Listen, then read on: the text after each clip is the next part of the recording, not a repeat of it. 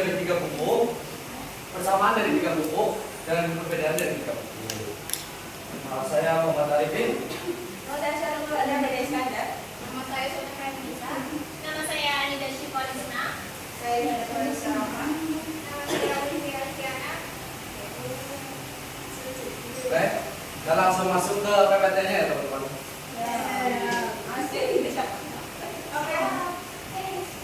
Oke, tadi sudah perkenalan. Mungkin kita next. Jadi dari presentasi ini kita mempersingkat dari 3 buku ini, yaitu yang pertama ada resume, rangkuman dari ketiga buku, persamaan dan perbedaan dari 3 buku. Next. Oke, resume atau rangkuman dari 3 buku yang kami diskusikan, yaitu ketiga buku ini menggambarkan sebuah perjalanan menyeluruh dari seni memahami sains. Dimulai dari fondasi yang paling dasar mengenai prosedur, proses, fungsi ilmiah, apa itu sains dan lain sebagainya. Pemahaman ini kemudian diperkaya atau diperdalam lagi dengan aspek ilmu pendidikan dan nilai manusia. Menekankan pentingnya sikap ilmiah, metode mengajar yang efektif, serta pengakuan terhadap tantangan dan hal rumit dalam pengembangan pengetahuan. Pada akhirnya, keseluruhan dari konsep ini dihubungkan dan dinyatakan melalui penerapan sains dan teknologi dalam masyarakat. Dorongan yang tidak membatasi pada golongan tertentu seperti peran perempuan dalam sains, serta adopsi standar pembelajaran modern seperti pembelajaran aktif untuk menciptakan pendidikan sains yang relevan dan benar. Jadi ketiga buku ini saling berkesinambungan teman-teman. Buku 1, buku 2, buku 3. Yang kami pahami adalah buku pertama mengenai fondasi dasar dari pemahaman ilmu tentang sains, pemahaman bagaimana penerapan ilmu sains. Dari buku kedua kita memperdalam tentang sikap ilmiah atau sikap sains yang manusia kita miliki untuk mempelajari sesuatu. Yang dimana di sini adalah bagaimana kita mempelajari sains dan bagaimana cara seorang guru menerapkan pembelajaran kepada muridnya. Mungkin next akan dibahas sama Nica tentang persamaan dari ketiga bukunya. Udah. Tadi. Oke, ini resume dari ketiga buku ya teman-teman. Bisa dipahami dulu mungkin buat nanti. Barangkali ada pertanyaan, barangkali ada yang mau ditanyain dari resume ketiga buku ini bisa dipelajari dulu ya. Ya sekitar 1 menit lah.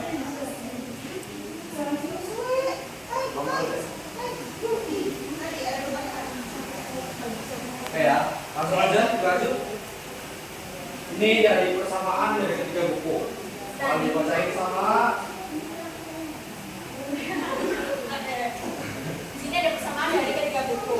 Nah, persamaan dari ketiga buku ini yang pertama itu terdapat sikap ilmiah. Nah, yang perlu kita tahu sikap itu kayak individual kita kan. Nah, jadi sikap ilmiah yang paling penting itu kayak paham mengira, berpikir kritis dan belajar dari belajar. Dan yang kedua itu terdapat definisi kerja sains. Definisi kerja sains itu kayak sikap ilmiah yang penting seperti definisi itu dasar ya. Ini seperti sistem pengetahuan yang diperoleh dari observasi dan eksperimen yang terkontrol. Nah, yang ketiga di sini itu ada opini bahwa ilmu harus mengutamakan terhadap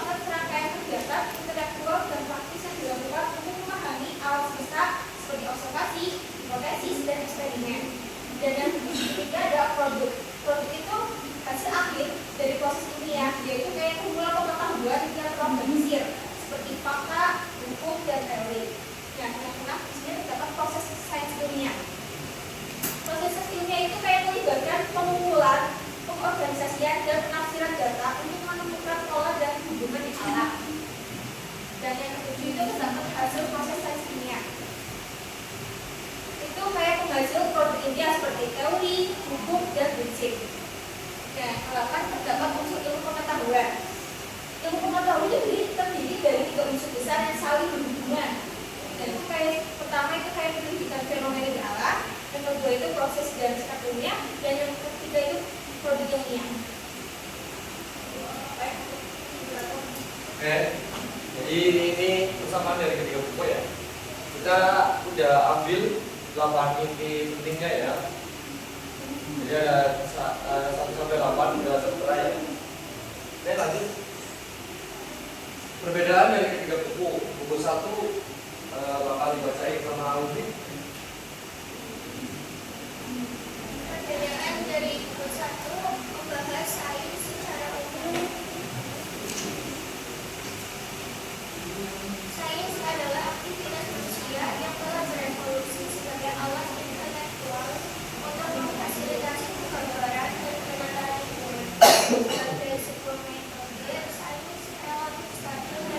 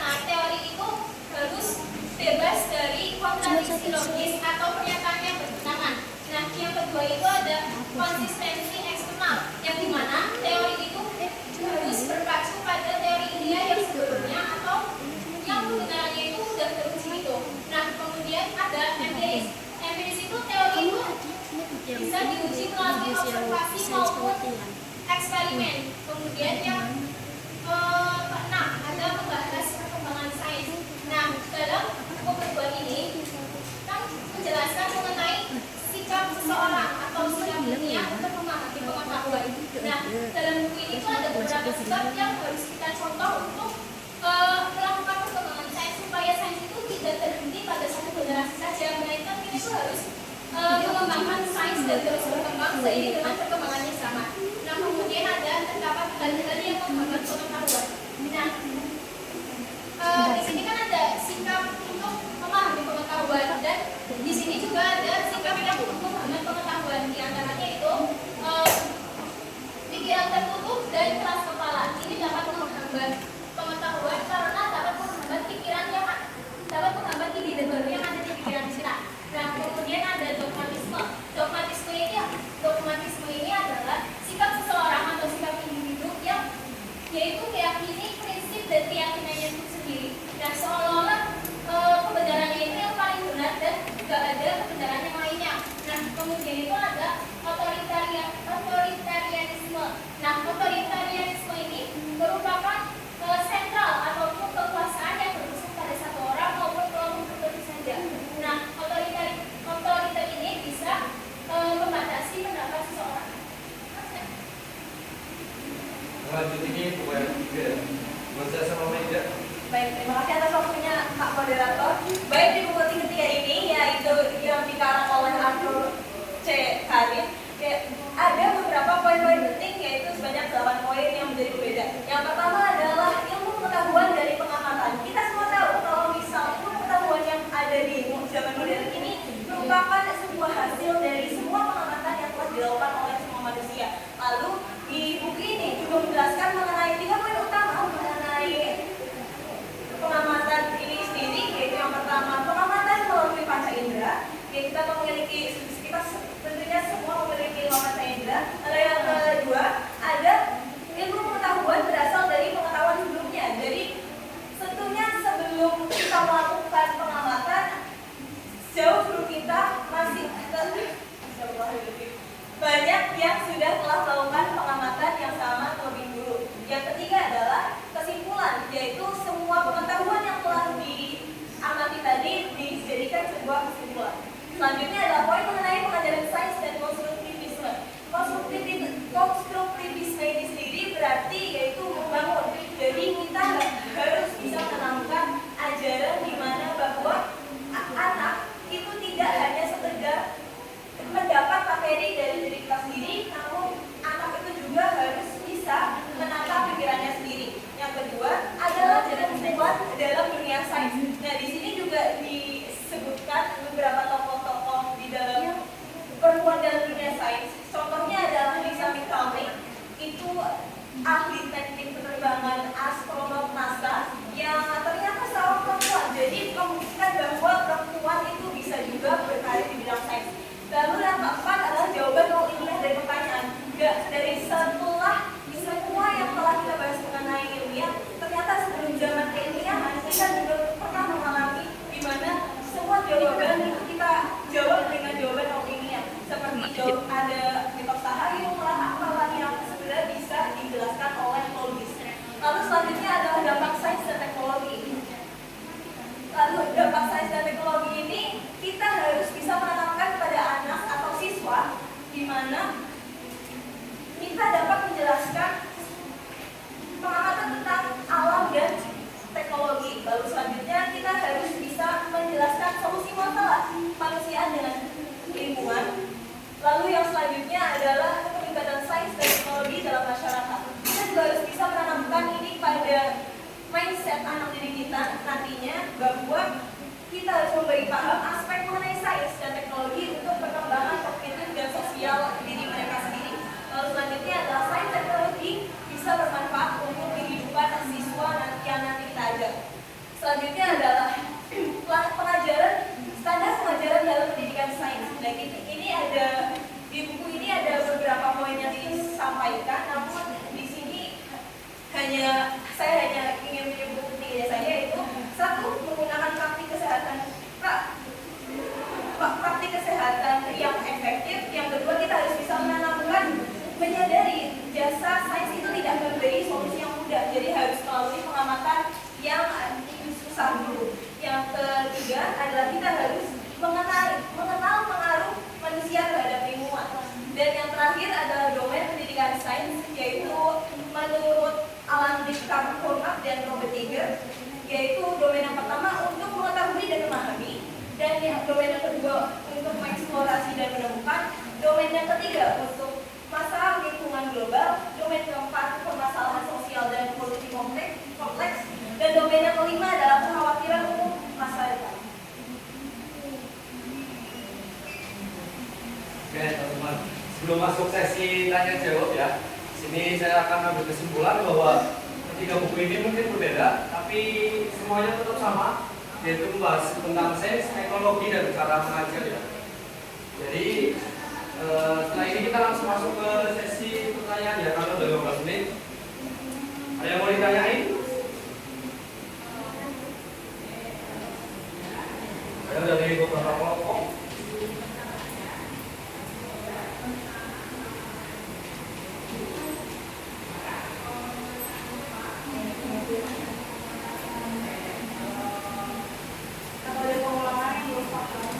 Ya, atau mungkin ada yang belum paham. Nanti bakal kita jelasin lagi dari resum, kesamaan atau perbedaan dari ketiga buku.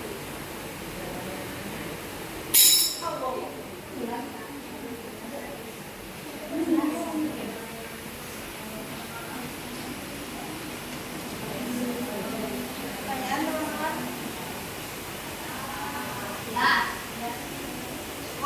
Cukup. Oke, kalau ternyata tidak ada pertanyaan dan sudah cukup, mungkin semuanya bisa paham ya tentang apa yang kita resum, yaitu dari ketiga buku ya, perbedaan dan persamaannya ya.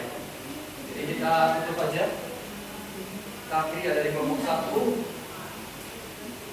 Assalamualaikum warahmatullahi wabarakatuh. Waalaikumsalam warahmatullahi wabarakatuh.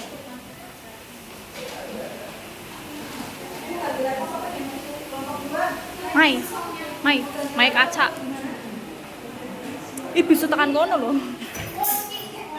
Kira tuh kamu lagi kayak main kaca gitu, ngeledek doang gitu loh. Nih, 18 menit. Belum tak.